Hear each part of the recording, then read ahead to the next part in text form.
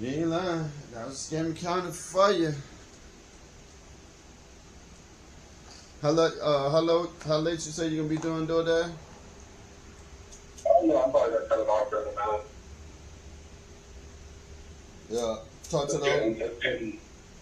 It's getting late, so I feel like after 11, they're just looking for some people here too. Yeah. The fact that my tag's out,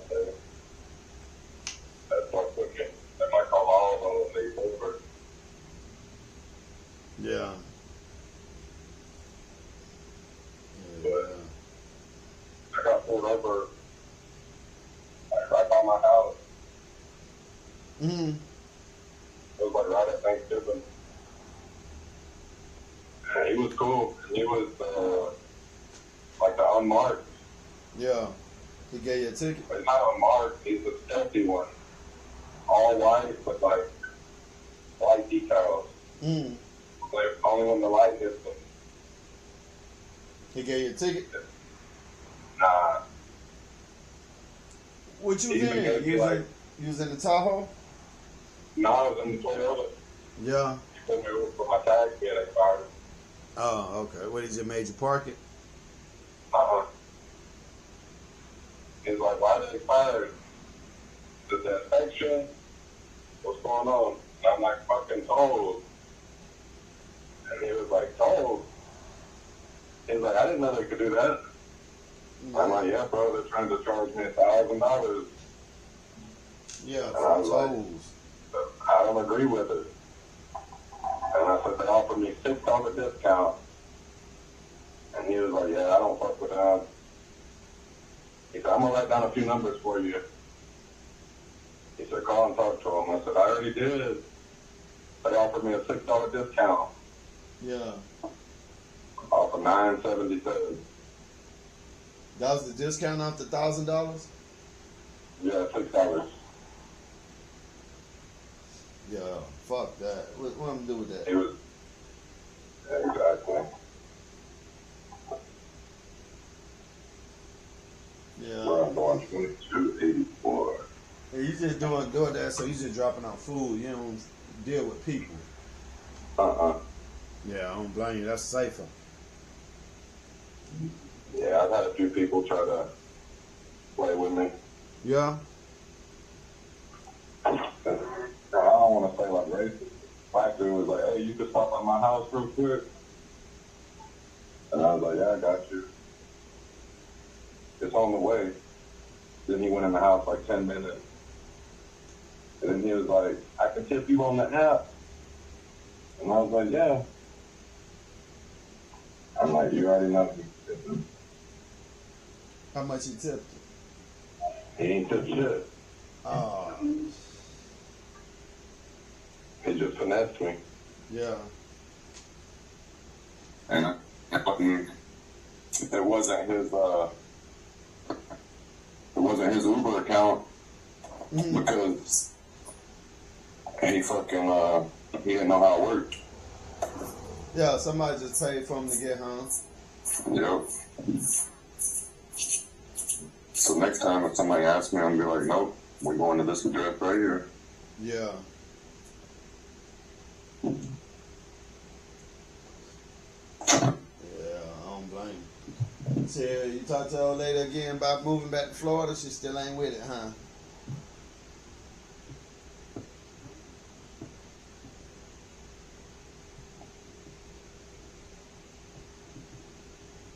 Hello? I'm here, sorry. I'm doing a Yeah. picture. Oh. I got this cheap ass phone, man. Yeah. You say you gonna work till 11? I'm like deep in my zone. So I probably got like 10, 12 miles to get home. I'm just gonna leave the app on.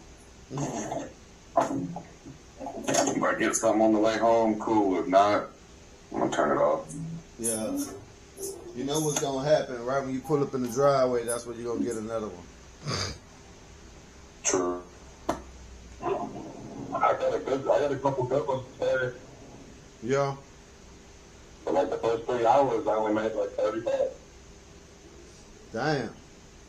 And it's like like, when it's like that, it makes you want to quit. Yeah. But I'm like, nah, I need to do it. Yeah. And then my stepson actually came through with some money. So,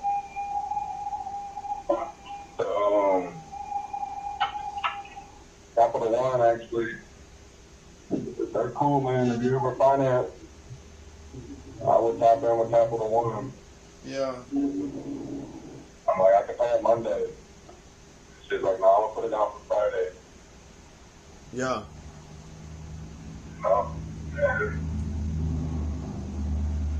They're just like, the understanding. Like the Tahoe, if I couldn't pay it, you know what I mean? Yeah. They were on the way. That.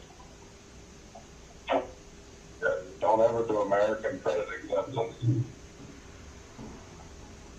ACA, if they tell you they got you approved with them, you're like, we can wait. Yeah. Or it was just like, Shit, what's the worst thing you remember at Coca-Cola? What was the worst? that flood. The flood, yeah. That shit was terrible.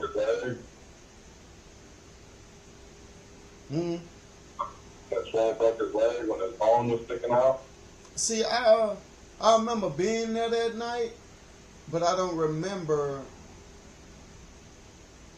how bad he had got fucked. I remember he got fucked up, but I ain't look at it to where I saw his bone. Cause I was on the forklift then, wasn't it? Yeah, you were doing like side load. I think B-Dub took the pallet jack up off of him. Yeah. But I remember B-Dub got hurt, but that was kind of, I feel like that was set up. What happened? I forgot what happened with Doug. Remember he slipped and fell, and he tried to sue him, and they told him that he didn't use the forklift correctly. Yeah, because his dumbass got on the call with him. When they started asking him questions, I would have been like talking to my lawyer. Yeah. He's over there telling them how he got off the forklift. Now they got him on conversation. Yeah. Saying because you're supposed to use your back and exit like in reverse. Mm-hmm. He's talking about, I turned, put my foot out, went to hop off, and they're like, yeah, not that problem. Yeah, I don't remember Doug getting hurt like that. I feel like he was just trying to get a check. He fucked it up. Yeah, by talking to him. Yup. Yeah, it happened. I feel him though, shit. Hell, Ron Simmons got $15 million out their motherfucking ass. How? He sued him. I ain't tell you that? Yeah. I had seen Mo and dude named Scott Riley. He was a white kid that got hired the same day I did. And man, I seen them at the store, and they had fired Ron. They ended up firing Ron. I forgot what for. But they fired him, and Ron ended up suing their ass. I think they say Ron had lost his church and everything, so he sued them. And man, I ran into them cats, and they told me, he said, boy, it's been spreading around the plant. He said, man, Ron Simmons just won his lawsuit against Coca-Cola. He got $15 million. Hey, I'm happy for him. I said that too. I said, that's good. Somebody got some money out there. Even though I didn't like Ron. Yeah, me and Ron had fell out. You know, I'm Ron, the reason why I got fired. Ron told them folks I threatened him. When what I said to him, what I said to him was, I said in front of everybody in the warehouse. Everybody heard me, but it wasn't not one witness show up talking about they heard me threaten Ron. It was their word against mine.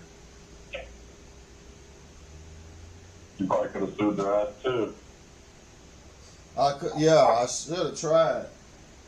I feel like I probably could have sued them because They were always fucking with me. Remember that dude Mike? That short dude?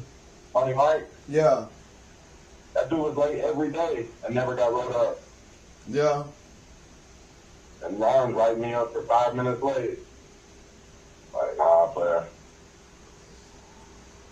Oh no, I think Mike had an excuse, I think, if I'm not mistaken. That's why he was able The same to excuse every day. And I think it was something with his kids, picking his kids up or something. He always told me, oh, the bus was running late. Or the babysitter didn't come until late. Yeah. I think Mike's still with the company too. Yeah. I didn't have anything against Mike. It was like Ron interviewed me, told me they don't do forklift drivers from the street. And Yeah. then they hired that big old black dude from Pepsi. Mm-hmm. He didn't work his way up. Yeah. That shit pissed me off too. Like, you lied to me. Yeah. And like I said, or I'm gonna tell you what it was. It probably wouldn't have went to you no way because they would have had to go down the list. Because, see, that's how I looked up and got on the forklift. Cause Yeah, I mean, everybody had a chance. Yeah, but see, this what happened with me. Just so happened, the next person that was up in line from how they got hired on, it was like 3 people in front of me. It was Pizza or something like that. No, I was there before Pizza. What happened was, all 3 of them was good pullers, so they didn't want to come off the floor because the forklift, you know what I'm saying, they was like, you know, during the wintertime, it's slow. You only get 40 hours. You don't get no overtime, this and that, this and that. So they didn't want it. They felt they made more money on the floor. So I jumped over like 3 people who turned it down. And the fact that I wasn't going to turn it down, I was looking to get on that motherfucker. That's how I looked up and got on there as fast as I did. Because I was only there for like 2 years before I had.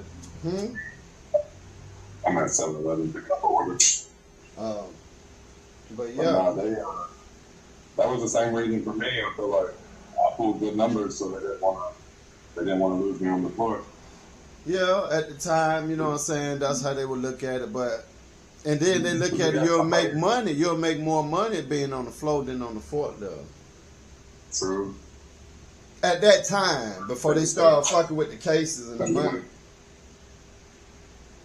And the other thing that made me mad was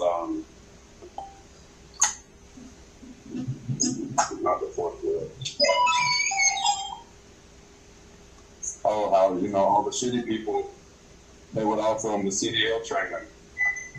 Yeah. Oh boy, you know how they send us to school. I ain't tell you how they fucked me on it. Probably because you're piss test or something. No. Mr. Terry, I saw Terry putting Justin, or they were talking about Justin was going out there and Scott was going out there. And I walked up on Mr. Terry and them talking. And I was like, hell, I want to go out there too. I said, I want to do it. I want to train. Which I already knew how to drive. You know, I already knew how to drive them. But I told him I wanted to. Remember? I moved trucks off the dock.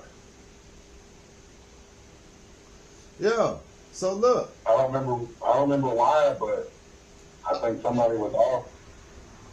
How about this? So when I said I wanted to get into class too, Mr. Terry said, all right, I'll put you on the list. So I was supposed to show up Monday and start doing it. I get there Monday, they tell me the class is full. And Scott and Justin was the last 2 that got in. So I couldn't get in. Then next thing I know, after they completed that class, I was going to be trying to jump in the next one. They said they stopped doing the training at Coca-Cola. That's what it was, remember? They started doing it with another company. Yeah, the training, they left. They didn't do it in-house anymore. Yep. So I want really studying it. Forklift like a month. They got that shit. Yeah, but the reason why I wasn't studying it, bro, because at this time I was making good money in the warehouse. I was making damn good money. So I didn't need to get on that truck, and I was able to smoke. I smoked my entire 9 years while I was at Coca-Cola. Only time I stopped smoking. Listen, only time I stopped smoking was a week before I had got fired when the new Coca-Cola introduced themselves. And they said they were finna start doing random. But I smoked my entire 9 years there at Coca-Cola. Yeah, we smoked a lot. Yeah, me and you. Mostly. Every night we smoked like a feather. Yeah, every night. From the time I met you. You gonna go pick it up? From the time I met you, every night we got what we did. We smoked. We didn't give a fuck what time it was. No, 7 in the morning we still out there watching movies. Yeah. I'm like, dude, I better go home and get some rest. Watching movies in my garage. And then you know what? I had the whole setup back then in my garage to where I could have did the podcast shit. Yo. I had a I feel like there camera. was probably a time you went to bed and left me in that motherfucker. Like, shit, you knocked out. Yeah. Out of there. But it must have been like a Friday or I think so. Because you remember you had stayed with me that one time you had came in town when you had moved. When you and your partner came in. Yo. Oh, Rocky. Yeah. Yep, we crashed out on the couch. Where y'all had drove from that night? Texas? Or New Orleans? Yep. Baton Rouge, I think. Yeah. I think we brought back some. I went down there and picked up the pack. Yeah. That's when they were bringing us to the hotel. Huh. Yeah, man. That was the connect for real, bro. Yeah, Beirut. I was friends with the shipping and receiving manager. He knew exactly. We were just sending to random room numbers. Like they could never get us. Yeah.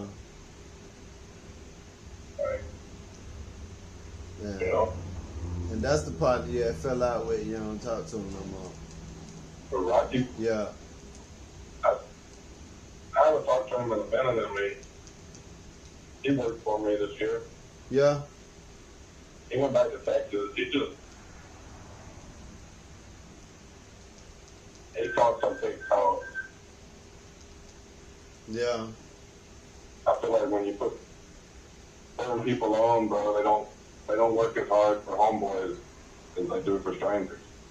Yeah, it be like that, man. And it's I like, never bro, understood it, but yeah. when I go to work, I do a good job no matter where I'm at. That's me, bro. That's what they hired me for. Right. Like, I never wanted Ron talking shit about me. Everybody else, $150 an hour, I always try to do my 200. Yeah, 200 for 8. Yo, Yeah. everybody else was slack off after they got their 1,500 cases. Yeah. But that dude, Mark, they about to run a boat tree, you better jump on it. What happened with you at Coke? You had quit or they fired you? Remember I got that job doing the home insulation, Oh, yeah. and that always pissed me off with like the forklift and that 10% raise we got that new year. Yeah. And I told Ron, how are you going to give me a 10%? See, you wasn't there I can't even. you wasn't there when they was doing the Christmas parties and all that shit, huh? Oh, we did a cookout. Yeah, the cookout. I'm talking about the criminal parties where they had them at the Civic Center. Yeah, man. When I first started that, Christmas party was at the Civic Center.